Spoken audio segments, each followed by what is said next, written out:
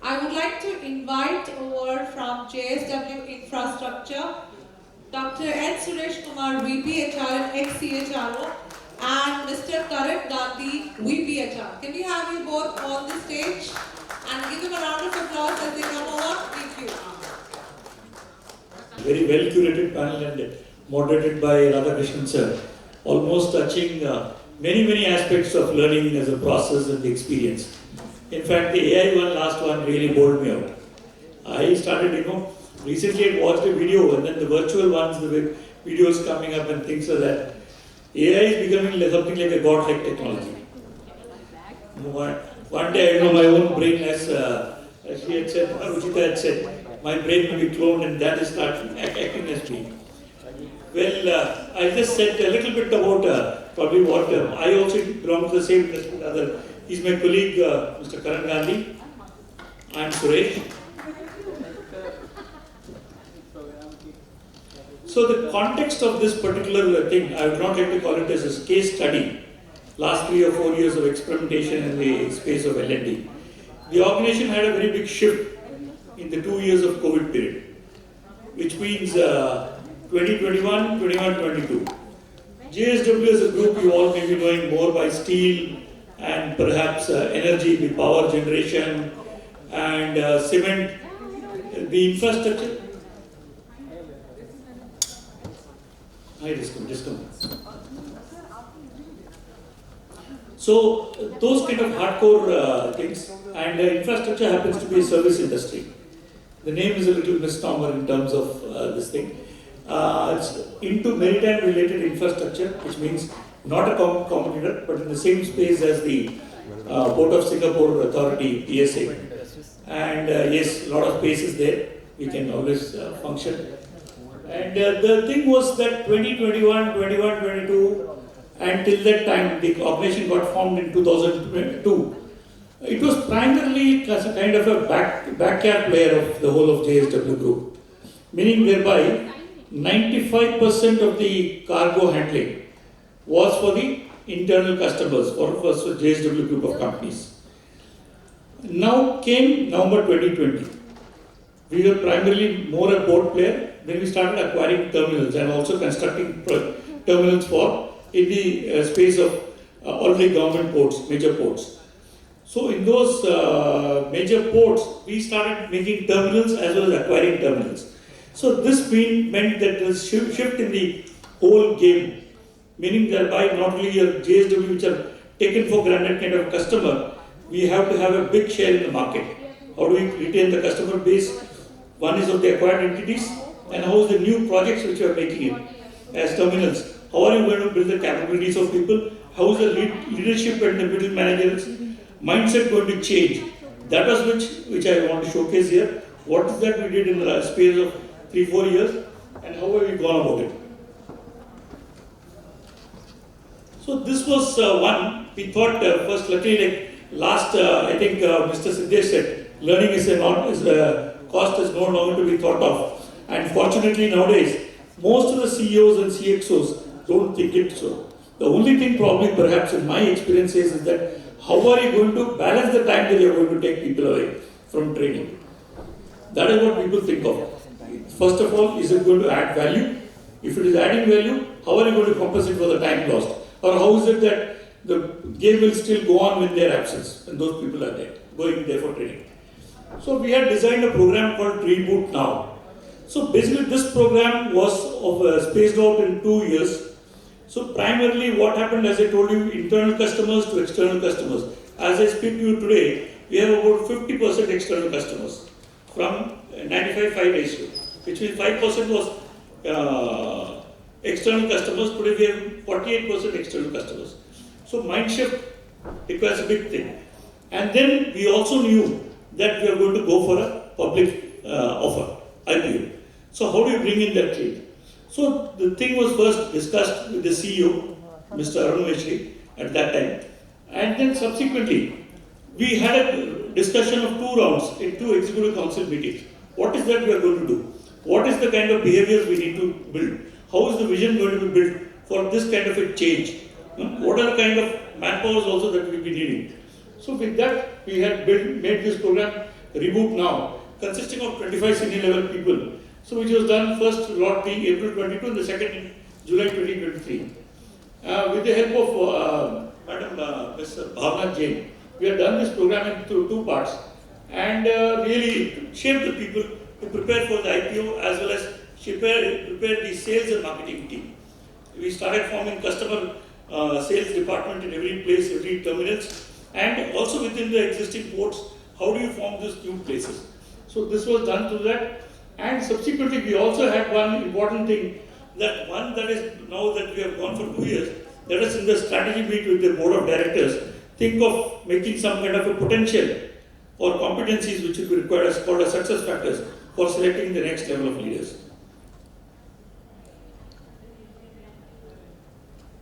Then, important thing, now that the senior management and the top management are aligned to what is the vision, that internal leadership alignment is taking place, the next in line is most important, which quite often we forget whenever there is a change, is the middle management, which is going to translate the vision of the senior management and top management down to the junior and the front level. So we designed this going beyond program, and fortunately partners for us was 60-bit consulting Mr. Shyam Iyer and Kala.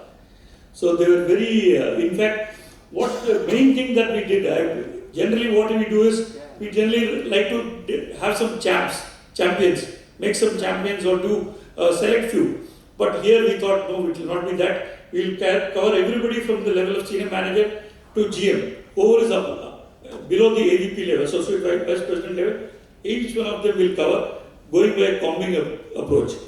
Meaning thereby it has to be real change management and not for the sake of it. So that with the help of this combing approach, we develop the leadership capability and the main part being personal effectiveness as a manager in this. So I was part of the Going Beyond program. The first step, there were 4 Going Beyonds that happened across locations. The best part about the program was this was a 2-day program done without any PowerPoint presentation or any kind of theory. Everything was absolutely practical. So you have one exercise and then you debrief. You have a second exercise and then you have a discussion between what went well. So our participants really appreciated as to what they're taking back, because there was nothing to get bored or nothing to feel lethargic about, whether it is pre-lunch, post-lunch, pre-breakfast, post-breakfast, whatever. So this was a program that was appreciated right from the GMD level to the executive level, the senior manager level in the organization. Yeah, but as I said, best part was in all the 4 things that we did, for all the 4 Going Beyond programs. The JMD and CEO, the CFO, and the Chief of BD, M&A, and myself were present. And the project person also, Chief of Projects. So there was a thorough interaction, meaning thereby whatever, as he said, without any presentation, each of the problems of the organization, which are the challenges that they see in the future, each and everything was discussed. Action plans were made. So that was the best part of it. Then this again, what do we do for the people at the down below, mainly the regional offices and corporate office? So for this, the main thing is people need to come. Most important thing which I would say for any learning and development program is people need to feel capable. Instead of just focusing generally in HR, what happens is we generally focus, and even the top people, talent development. The shift also has to happen in terms of capability development. So we emphasized, I would take this pride, we said that this 600, 700 people is the one, it is not the only 60, 70 chosen ones who need to be grouped. So the capability development was the focus, and for this again in the junior level, we did this programs on energy with enthusiasm, focusing on NLP, behavioral programs, and improving the interpersonal relationships and communication, increasing the self-awareness and these things. Then, in this course of these 3 years, 4 years, what we also felt after discussion with the head of the commercial and head of the finances, the financial acumen of people need to be developed. Only then you get the required EBITDA. It could be you surpass your every action that you do. Where is that you're going to do a cost optimization? Okay. So we had tied up with Wellinkers, and we did 3 phases of this MDP programs in which managers, senior managers, AGMs were touched upon, developing financial acumen and also commercial, meaning thereby here because port industry is basically, you also have contracts, a lot of contracts given for the operation maintenance. So how do people operate various contracts very effectively? How do they negotiate also? So commercial acumen also was developed with both these programs. And besides this, there was also a tailor-made program for select few people on M&A and due diligence, so that people are involved constantly. That some people were involved in our acquisition of our Fujairah terminal. So that was a very good experience, that how the people can have cross-functional rotation. Now this is again a capability building that we did for sustainability practices. The company got listed in October 23 beginning, 3rd October.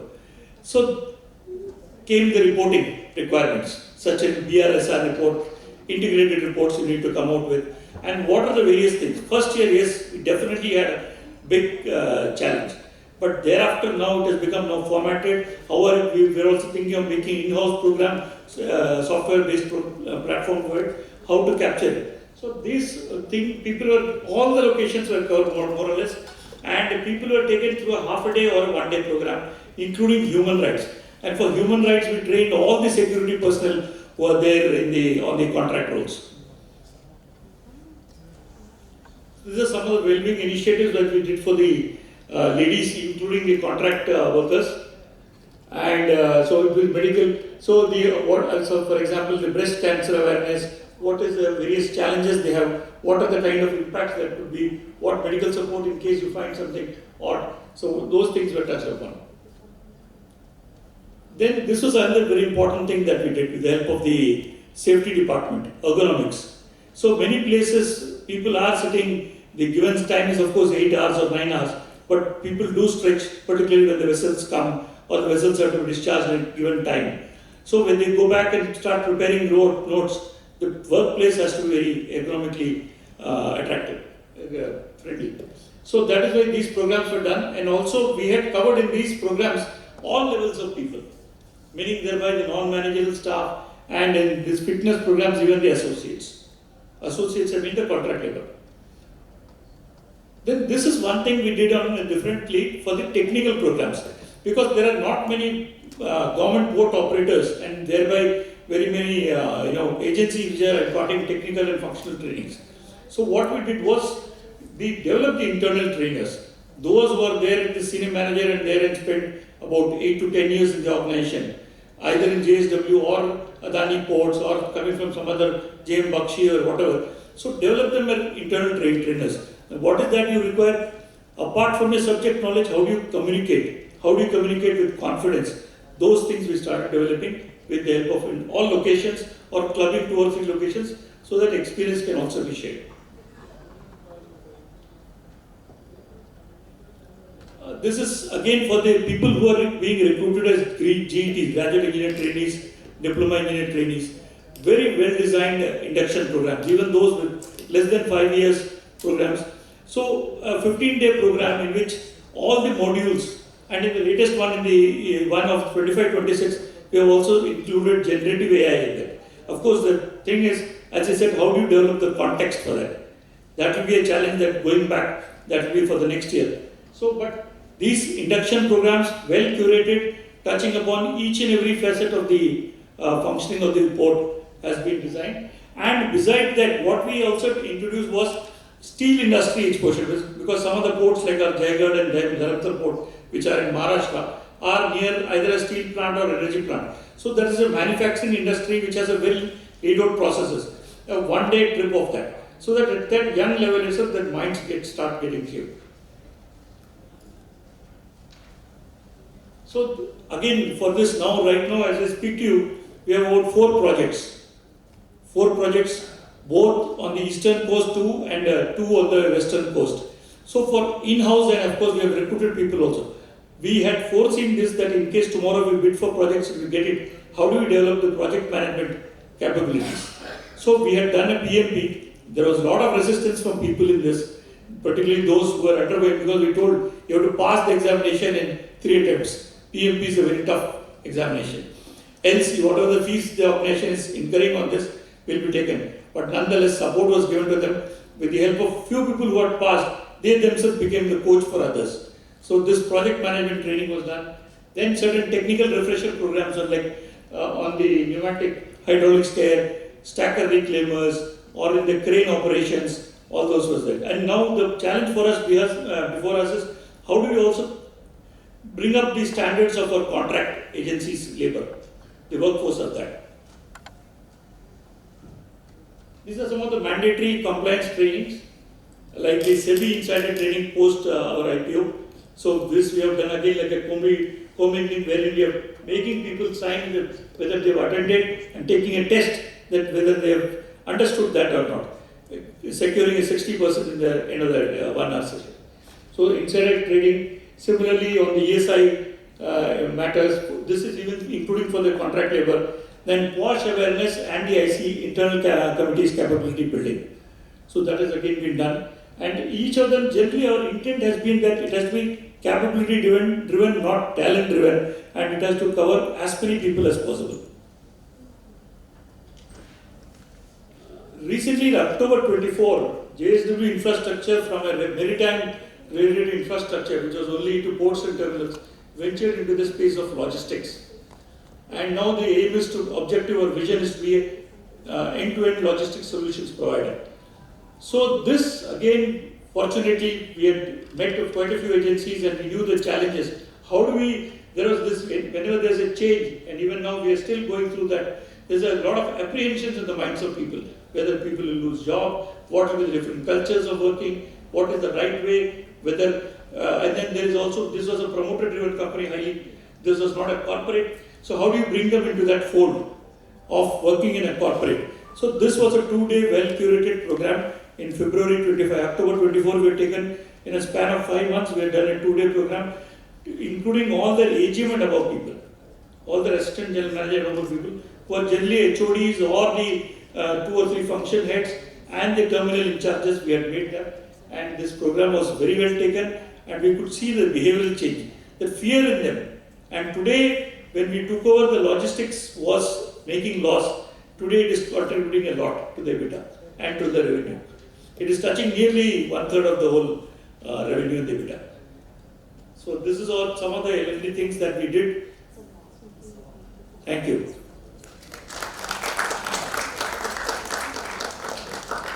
Thank you, Dr. Suresh Kumar and Karan.